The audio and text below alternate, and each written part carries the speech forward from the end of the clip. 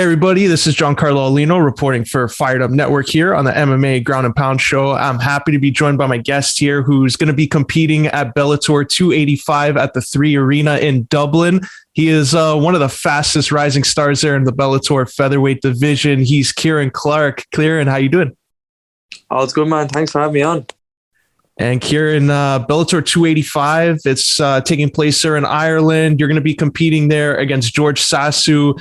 What are your thoughts on the matchup, and what have you seen out of George that you're really preparing for? Yeah, so he fought a teammate of mine that travels over and back to our gym in Dublin, SPG, and I was kind of sizing him up the last time at the Bellator November, and was kind of thinking, this could be a guy I could bump into, and surely enough, I'm fighting him here now. But yeah, no, he's a good guy. He had a tough fight with Elias. It was a split decision. Could have went either way, I thought. And yeah, he showed like he can grapple, he can strike with a high level striker. So he switches stances. He stands tall, and no, he's a good guy. He looks like a tough challenge, but I'm really looking forward to it. And obviously, I've done enough on him that I've seen on him, and but to be honest, I'm just focusing on myself, and it's all about me there in the night, and I'm just looking to put my own pace in him instead of getting there reacting to him. I'm thinking that he's reacting to me, so hopefully all goes to plan then, And during that fight that you were seeing just the way he competed, and that it was a split decision, like you mentioned, was there anything you took away from that performance that you're really going to have to focus on in terms of maybe pace or something he brings to the table that maybe some of your other opponents didn't? Yeah, well, I think he's going to fight me long. It looked like he was even fighting Elias in a long range. So and kind of throwing singular shots, and he was kind of throwing single shots against Elias, and throwing up the knee at the odd time, and which was interesting. Because Elias is a kickboxer, and you'd imagine he'd be throwing combinations, but yeah, he looks like he's he's slick enough on the feet, and he's probably going to want to move around more with me, and look to keep the distance, and but yeah, he looks like a solid lad, and I've seen him fight a bantamweight before a few years ago, and he looks he looks like he'd be throwing stuff up off his back, and he'd be tricky enough, but look, I've faced those guys before, and I'm training them day in, day out, and obviously preparing for this fight. I found a very long time ago, 15 weeks out, got it confirmed. So ever since that, it's just been on my mind, and obviously honing in on my skills myself to beat George. And is this the longest training camp you've had in your career? Because 15 weeks usually, for some fighters, that could be hectic. Was this the longest one you've had? Yeah, it definitely is. I found out about 15 weeks out, so as soon as you find out, it's on your mind, and regardless of what the training is involved with a fight camp. But I suppose I started to really ramp it up 12 weeks out. But I kind of learned this time, all I really need, because I'm always training, I'm off. I just take a week off after the fight to decompress, and just to get a break from it, and to get that fire back in, to get better. But most of the time, unless I'm injured or have a niggle or anything like that, I'm not resting. I'm always training and trying to get better. And so it was 15 weeks of just training hard, and I learned that I really only need maybe 8 to 6 weeks is loads of time for me, because I'm always training, and it's great. But it was in a good position, because I was able to pull it back a week or two, and to say, right, well, we can not peak too early, or the weight was great as well. So I learned a lot this time around, to be 100% honest, and I'm glad I've done it. But just looking forward to putting the hard work to display now in the night.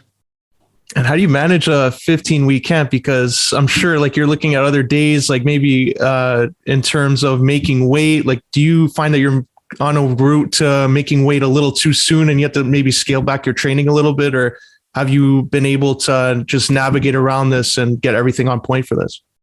Yeah, well, that's it, because as soon as you find out you want to do everything right, and you kind of get into that fight camp mode, and you start straight away to diet, and but so I had, as I said, I had the 1 or 2 weeks where I was pulling it back, and my coaches were like, right, look, pull it back here now, you're super fit, you're flying, the weight's good. So again, good, but as well, I learned a lot in the sense that going forward, all I need is the few weeks and just to really, I suppose, get it down to a science. And but look, you can think into it all too much, and at the end of the day, it's good preparation. It's just more rounds in the bank with the guys I should be training with, so it's all good. And who have you been training with most during this training camp? And like, who's going to be in your corner for this upcoming fight? So training obviously always the same, just the guys in SPG, and doing a lot of rounds with the likes of Pedro Carvalho. Doing a lot of rounds with him. Is a good amateur guy in the gym, the home Weddy, and guys that can simulate the guy that I'm going to fight. Switching stance, kickboxing. Good everywhere really, but. And then obviously, of course, pretty much everybody's main trainer part, which would be Richie Smullen. I mean, doing a lot of rounds with him, UFC, Ultimate Fighter contestant, Bellator vet, and just training with all the likes of these guys, Brad Katona, UFC vet as well, Brave World Champion, getting all the rounds in with these guys, and I mean, I'm feeling very confident. No stone is left unturned, and of course, in the corner it's going to be John Kavanagh, my coach, and my brother Daryl, who's been with me on this journey since the very start, And you mentioned there Pedro Carvalho. He's also going to be on this card. So is it great that you're both competing on the same card? You can both have that same goal there. You're both in the same division. So does that help things along that you're both trying to cut down to 145 and you're at similar points around the card? Yeah, exactly. It's great to get training with Pedro. And I've done a lot with him for the Pitbull fight. So I do a lot of rounds with Pedro, actually. Just, I don't know, maybe just the guys he's fighting, I kind of simulate them. And most of the time, the guys I'm fighting, he's such a good kickboxer, and guys want to stand to me all the time. And so I think it's great. It's great to be able to train with that level of opponent. And as I said, I helped Pedro prepare for the world title fight, and it was great to get rounds in with him for that. And great experience training with going at such a high level. And obviously the fella he's fighting, Mads Burnell, like he's UFC vet and well established in Bellator now. He's ranked up there number 3, I think, at the minute. And it's brilliant, man. It's just a great vibe in SPG at the minute, just getting all the training and all the lads. And the only way is up, really.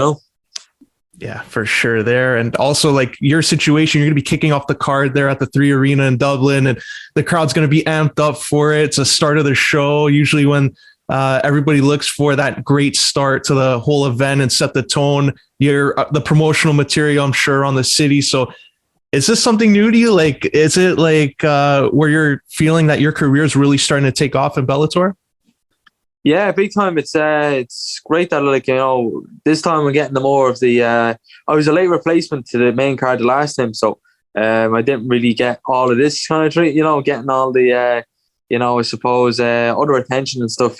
I got the kind of the usual fight week main card feeling, which was different. But this time out, I'm on the tram here in Ireland, and it's the Lewis back home here, and just different things of that, and a lot more attention. So it's great, and obviously you're working towards this, but it's great that's happened so early for me in my career to get to experience this, and I'm sure it'll stand to me going forward. Like, and you're 5-0 in your professional career. Like, you had a really lengthy amateur career, and you're in one of the biggest promotions in the world now. So what was the biggest takeaway from that amateur experience? Because some guys that go in maybe 2-3 fights, you really stuck it out, did 20 plus fights, and really honed your craft before being a professional. Yeah, no, it was something that I wasn't consciously thinking, I have to have X amount of fights, but it was definitely something I was like, I want enough experience where I feel confident to be able to go professional. And when the time did come, John was like, "Oh, I thought you never asked," type thing. It was like about time, But I just really wanted to fight the best guys around. I had a 13-11 amateur record, and if someone was to hear that there now, they'd be like, "Oh, what's the story there?" But if you really look into it, I fought the best of the best. I look at some of the pros that have fought amateur now. They're undefeated or they're doing really well, and picked up wins, picked up losses there against guys fought. World champions fought. I fought them all, the Russian, the Brazilian, the wrestler, the striker. I've done it all, and I've fought at 12 o'clock at night. I fought the first fight of the night. I've every finish you can imagine. It's all in the bank, and so now it's standing to me a pro, So, and another big thing I learned was obviously focus in each fight, because when I would do these international tournaments, I would focus too much on the gold medal or the status of world champion, European champion. Whereas if you focus on each fight, that's what you have to do every day. That's what I'm approaching my pro career now. Focus on each fight, and the wins and the opportunities that come your way regardless. I'm just focusing on each opponent.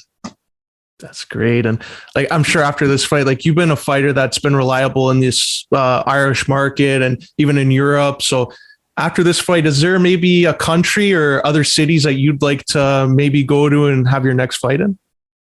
Yeah, man, I'd love to fight abroad for the next one. I'd like, regardless, I'd love to get one internationally or elsewhere in Europe. And it's great fighting in Ireland, and it's don't get me wrong, it's no better feeling than getting the win in Ireland, and it's nothing compares. But it'd be great now to get one maybe in the States or somewhere else in Europe, and just to get I want to fight internationally, of course, and that's the goal, obviously. And so look, focus on this one now in 2 weeks, and we'll see how the rest of the year or maybe the start of next year goes for me.